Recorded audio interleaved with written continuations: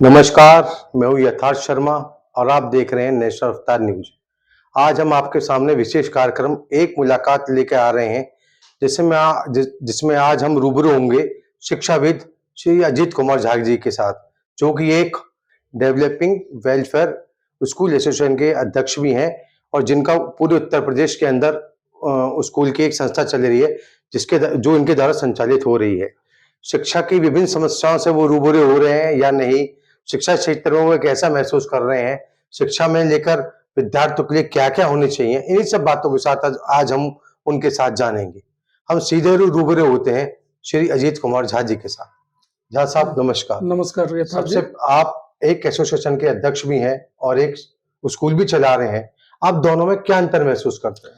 देखिए यथार्थ जी, सबसे पहले तो जो अभी जब से हमारे देश में भाजपा की सरकार आई है और हमारे प्रधानमंत्री आदरणीय नरेंद्र मोदी जी बने हैं, उसके बाद से आप शिक्षा के क्षेत्र में अभी जैसे कि न्यू एजुकेशन पॉलिसी आई है। न्यू एजुकेशन पॉलिसी में इसकी बहुत सारी विशेषताएं हैं। मैं बहुत ही इस पे संक्षिप्त में इसके बारे में बात करना चाहूँगा कि आप देखते होंगे कि पहले क्या होती थी कि जैसे बच्चा कोई 10वीं किया, 10वीं करने के बाद 12वीं नहीं कर पाता है। 12वीं नहीं कर पाता है और 12वीं के बाद कॉलेज में एडमिशन ले लिया। लेने के बाद खास करके हमारे समाज की जो बच्चियाँ हैं, जो हमारी बहन-बेटियाँ हैं, जो कि गाँव देहात में रहती है और जहाँ पर कम उम्र में बच्चियों की शादी कर दी जाती थी। ऐसे में क्या होता था कि जैसे बच्चे का वहाँ पर कॉलेज में एडमिशन लिया, 1 साल उसने पढ़ाई करी और उसके बाद उसकी शादी हो गई, वो ससुराल चली गई। तो ऐसे में हमारी जो बहन-बेटियाँ हैं, उनके पास कुछ भी नहीं आता था, वो अंडर ग्रेजुएट ही केवल 12th पास रह जाती थी। जो न्यू एजुकेशन पॉलिसी है, इसकी जो विशेषताएँ हैं कि अगर बच्चे ने कॉलेज में एडमिशन लिया और उसके बाद 1 साल किया तो उसको एक सर्टिफिकेट दिया जाएगा, 2 साल किया तो उसको डिप्लोमा दिया जाएगा, 3 साल अगर कर लेता है तो फिर उसकी पूरी बैचलर की डिग्री उसको मिल जाती है। एक उदाहरण के लिए मैं आपको बता रहा हूँ कि हमारे बहुत सारे भाई या बहुत सारे हमारी बहन या बहुत सारी बेटियाँ हमारी जो है, क्या होती है कि इंजीनियरिंग कॉलेज में एडमिशन ले लेते हैं, पिताजी उनके फीस भी जमा कर देते हैं।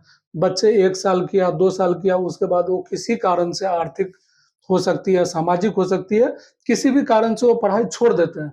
छोड़ देते हैं, उसके बाद उनकी जो बीटेक अगर किया तो 4 साल की कोर्स है, तो उनकी पूरी एक तरह से खत्म हो जाती है और बच्चे के हाथ में कुछ नहीं आता है। लेकिन जो न्यू एजुकेशन पॉलिसी है, इसमें देखा गया है कि अगर बच्चे ने 1 साल किया, तो उसको सर्टिफिकेट दिया जाए, 2 साल किया, डिप्लोमा दिया जाए, 3 साल किया बैचलर, अगर चौथा साल पूरा कंप्लीट है तो उसको पूरे बीटेक की आप उसको डिग्री देंगे। रही विद्यालय की बात, हमारे जो खास करके डेवलपिंग स्कूल्स वेलफेयर एसोसिएशन है, हम लोग इसमें जितने भी हमारे यहाँ स्कूल हैं, खास करके जो डेवलपिंग स्टेज में हैं, जो अभी अपने आप को एस्टेब्लिश कर रहे हैं, पूरा एक तरह से प्रगतिशील हैं, ऐसे स्कूलों के लिए हम लोग काम कर रहे हैं, जिसमें विद्यार्थियों के लिए, अभिभावकों के लिए जितनी सुविधा होनी चाहिए, बच्चों को पूरा सुविधा हर एक स्कूल वाले दे रहे हैं।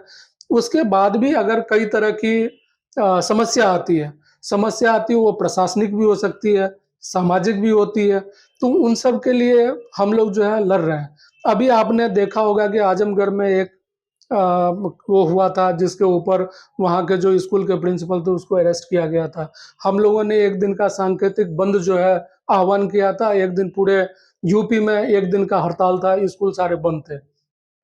हमारा उद्देश्य स्कूल बंद करना नहीं, हमारा उद्देश्य स्कूल बंद करना नहीं, पढ़ाई बाधित नहीं होना, लेकिन हम लोग भी अपनी बात सरकार के सामने रखेंगे तभी होगा। और अभी आपने देखा होगा कि अभी 3-4 दिन पहले की बात है, हमारे जो अनएडेड स्कूल थे तो सुरक्षा फोरम गठित किया उत्तर प्रदेश सरकार ने, जिसके लिए उत्तर प्रदेश सरकार का बहुत-बहुत धन्यवाद और आभार है।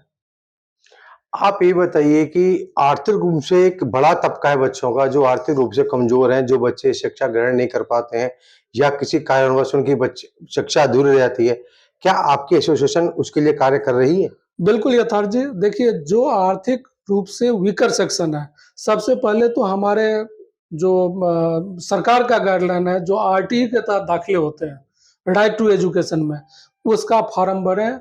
निश्चित रूप से जिस स्कूल में उसका अलॉटमेंट होगा बच्चे का, अगर समाज में कोई बच्चा है जिसको कि कहीं पे नहीं मिल रही है, आप हमें बताएं, उसकी एडमिशन दिलाने की जिम्मेदारी हमारी होगी और वहां पर उस स्कूल में बच्चे का एडमिशन होगा।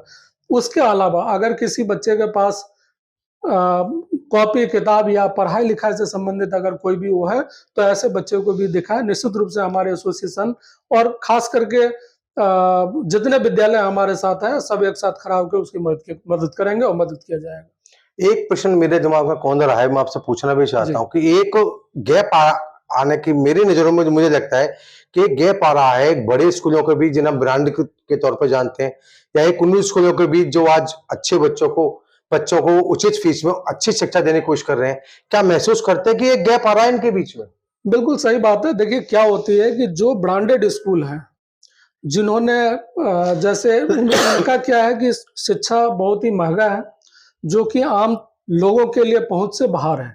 लेकिन जो हमारे डेवलपिंग स्कूल वेलफेयर एसोसिएशन के अंतर्गत जितने भी स्कूल है, करीब 400 के आसपास स्कूल हमारे पास है।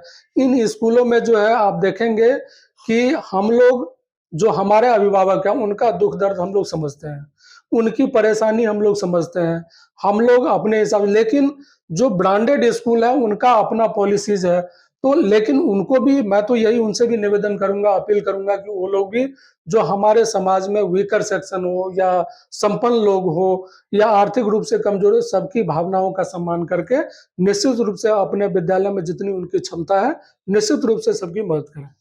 अंतिम प्रश्न है मेरा आपसे कि प्रदेश सरकार की बात कर रहा है, केंद्र सरकार, क्या इनकी शिक्षा को लेकर जो कार्य प्रणाली है, क्या उससे आप संतुष्ट हैं?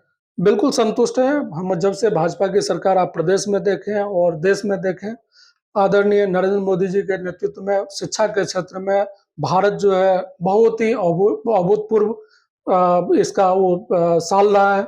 उसी तरह से हमारे प्रदेश की बात करें तो हमारे जो यशस्वी मुख्यमंत्री आदरणीय योगी आदित्यनाथ जी हैं, उनके नेतृत्व में शिक्षा के क्षेत्र में बहुत ही अच्छा काम हो रहा है। और बहुत ही जो बीते वर्षों की बात करें और अभी जो चल रहा है, उसमें निश्चित पीछे की अपेक्षा बहुत ही, और अभी कुछ इसमें सुधार की आवश्यकता है, जो हम लोग समय समय पे सरकार से मांग करते हैं और उस पर सरकार ध्यान भी देती है और उसमें सुधार भी हो रहा है। इस तरह की मुलाकातें नैश रफ्तार के साथ लगातार चलती रहेंगी। हम आपको ऐसी विभूतियों से जिन्होंने गाजियाबाद, देश, प्रदेश, समाज, धर्म, देश के लिए जो भी कुछ किया हो, ऐसे लोगों को वो आपके साथ मिलाते रहेंगे, मुलाकात कराते रहेंगे। तब तक देखते रहिए नैश रफ्तार और हमारे चैनल को सब्सक्राइब कीजिए।